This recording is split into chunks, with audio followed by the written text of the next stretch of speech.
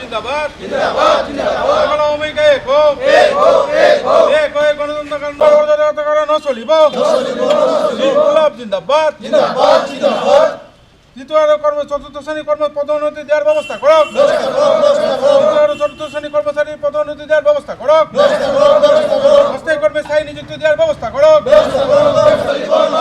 মানব সম্পদের অদলগতা সৃষ্টি করা ন চলিব ইনকলাব জিন্দাবাদ জিন্দাবাদ জিন্দাবাদ জিন্দাবাদ জিন্দাবাদ জিন্দাবাদ সকল অমিকে হোক এক হয়ে গণতন্ত্র আন্দোলন গড়ি তোলক ম্যানেজমেন্ট হুঁশিয়ার ম্যানেজমেন্টের অজনকতা সৃষ্টি করা ন চলিব ম্যানেজমেন্টের অজনকতার আমি হর্জন করো অস্থায়ী কর্মী স্থায়ী নিযুক্তি দেওয়ার ব্যবস্থা করো এনপিএস বাই ম্যানেজমেন্ট বিদ্যুৎ আইন বাতিল করো সরকার হুঁশিয়ার ম্যানেজমেন্ট হুঁশিয়ার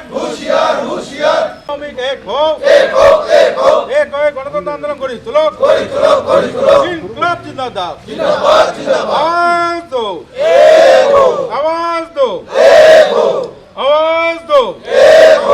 আমি আজি আসাম টাইমছ পাৱাৰকাষ্ট ইউনিয়নৰ আমাৰ যিসকল প্ৰিণ্ট মিডিয়া আছে তেওঁলোকক ধন্যবাদ জ্ঞাপন কৰিলোঁ। আজি আমি 6 ঘণ্টীয়া অনশন কাৰ্যসূচী প্ৰতীক উন্মোচন কাৰ্যসূচী আমি পালন কৰিম। কাৰণ কি ইতিমধ্যে মেনেজমেণ্টক আমি 11 তাৰিখে এখন লেটাৰ দিছিলোঁ যে মেনেজমেণ্টক কৈছিলোঁ যে আপোনালোকে আলোচনাৰ মাধ্যমত আমাক বস্তুবিলাক সমাধান কৰি দিব লাগে। তেওঁলোকে আজি ডেটলৈকে কোনো সমাধান কৰা নাই। বিশেষকৈ আপোনাৰ 11/12/2025 তাৰিখে এখন আমাৰ মানে পদোন্নতি ওলাই যায়, লাইনমেনৰ পদোন্নতি ওলাই যায়। আকৌ এইটো 19 তাৰিখে তেওঁলোকে এটা কেঞ্চেল কৰি দিয়ে। মানৱ সম্পদৰ ইমান অজৰকতা এটা সৃষ্টি কৰিছে। মানৱ সম্পদ মানে ইতিহাসত প্ৰথম মানৱ সম্পদ বিভাগটো এনেকুৱা ধৰণৰ মানে পদোন্নতি দিয়াৰ পিছতো কেঞ্চেল কৰি দিছে। এইটো কাৰণে আমি আসাম টাইমছ পাৱাৰকাষ্ট ইউনিয়নৰ ফালৰ পৰা তেখেতসকলক গৰিহণা দিছোঁ। আৰু মেনেজমেণ্টক আমি বাৰে বাৰে কৈছোঁ যে আপোনালোকে ৰোষ্টাৰ ছিষ্টেম যিটো কৰে বা যিবিলাক আপোনালোকে বনায়, আপোনালোকে যদি আমাৰ ইউনিয়নৰ ফালৰ পৰা এজন প্ৰতিনিধি দিয়ক বা আমি থাকিম আপোনালোকৰ লগত সহায় সহযোগিতা কৰিম, তেওঁলোকে সেইটোও কৰা নাই। দেখা গৈছে যে তেওঁলোকে বাৰে বাৰে এইটো মানে এই তৃতীয় আৰু চতুৰ্থ শ্ৰেণী বিশেষকৈ কৰ্মচাৰী পদোন্নতি দিবলৈ তেওঁলোকে এটা অজৰকতা এটা সৃষ্টি কৰিছে। আৰু আপোনাক আমাৰ আৰু এটা দাবী আছে, যিটো অস্থায়ী কৰ্মী দীৰ্ঘদিন তেওঁলোকে মানে ৰ'দে বৰষুণে কৰ্ম কৰি আছে। আমি চৰকাৰ তথা মেনেজমেণ্টক অনুৰোধ জনাইছোঁ, ইমান দিন তেওঁলোকে এটা ল'ৰা ছোৱালী খেলা ধেমালিৰ নিচিনা কৰিলে। তেওঁলোকক মানে এতিয়া চাকৰি জীৱনত এটা ভাবুকি আহি গৈছে। এতিয়া নতুনকৈ মানে আমাৰ চাকৰি নিযুক্তি হ'ল, তেওঁলোকে কিন্তু লাইফটো ঠিক কৰি দিয়াৰ কাৰণে মেনেজমেণ্টে এতিয়ালৈকে একো হেৰি কৰা নাই।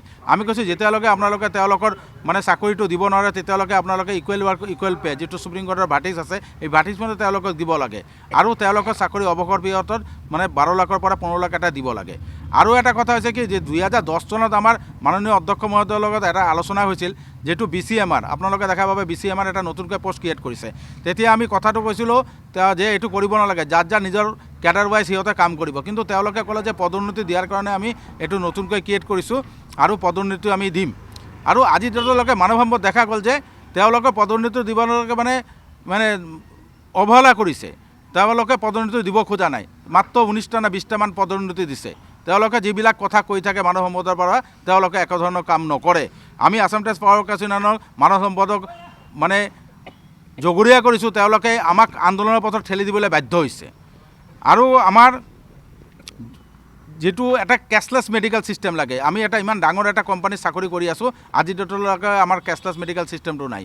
আমাৰ তৃতীয় আৰু চতুৰ্থ শ্ৰেণীৰ কৰ্মচাৰীৰ আমাৰ ছাৰ্ভিচ ৰুলছ অফ ৰেগুলেশ্যন নাই। মানে দেখা গৈছে যে মেনেজমেণ্ট কোনো ধৰণৰ কৰা নাই। যদি মেনেজমেণ্টে যদি অতি সোনকালে এইটো সমাধান নকৰে, আগন্তুক দিনত কিন্তু গোটেই অসম এন্ধাৰ হ'ব। তাৰ কাৰণে জগৰীয়া হ'ব মেনেজমেণ্টে। ইনকলাব জিন্দাবাদ।